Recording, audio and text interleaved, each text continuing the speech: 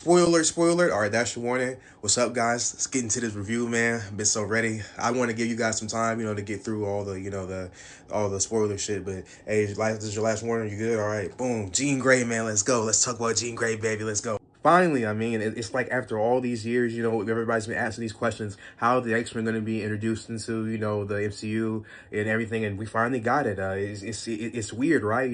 It feels weird after you come out the movie. I told so many of you, I'm like, it's not going to happen. Like, it's not going to be fucking Typhoid Mary, all right? It's not going to be, who else do people say, a jackpot?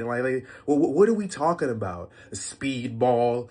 Bro, and the whole thing too is like she's going to be here or like and stay here past this movie. So it's like I don't know where it's going around that everybody's saying that yeah, she's gonna get recasted or something like that past Secret Wars. It's like, guys, like that's not what's happening. Like they're rolling out the next part of the X-Men.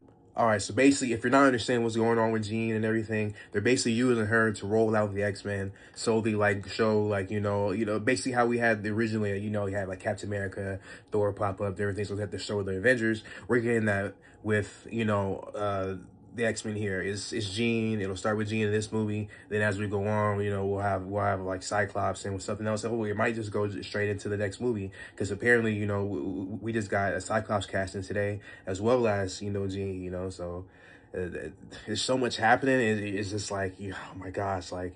But and I don't really understand the haters and like the detractors because it's like, man, like there's great things going on if you're actually a fan of the comic book, you're actually a fan of like what's going on and like the universe, especially like from like I said the comic book side, the source material. You should love what's going on. Like we've always wanted to be able to play with all our characters inside the sandbox. Never like is mad about like Marvel loves their sandbox. I'm like, yeah, like Marvel does love their sandbox. That's what it is. Like that's what they made. Like they have the sandbox, but it's a great movie, man. Like, and don't let what's going on with their seating out there like stop you from seeing this great movie that's out there. There's so many good things about this movie, and it's really a lot of it is the acting, and a lot of it is the on-screen direction as well. It's just a really good, really well-directed movie. The action in this movie, the best kind of on-screen action that I've ever seen personally with, Spider-Man. He's like bouncing around the walls. Actually, they actually said that they took a lot of the things from the Spider-Man kind of games and put in there as well. It's kind of to kind of dress it up and make it cool. So he's doing a lot of those takedowns, like the square circle or triangle circle kind of moves and takedowns, and actually using them inside the movie. So like there's a lot of that practical web swinging, of course. It makes it look just fantastic.